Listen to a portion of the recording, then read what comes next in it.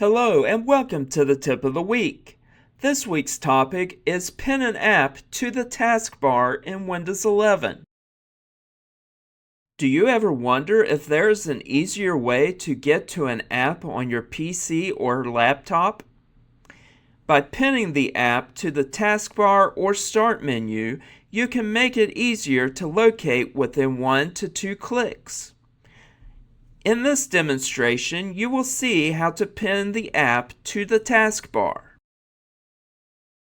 Open the Start menu by clicking the Windows icon in the taskbar to the left of the search text box.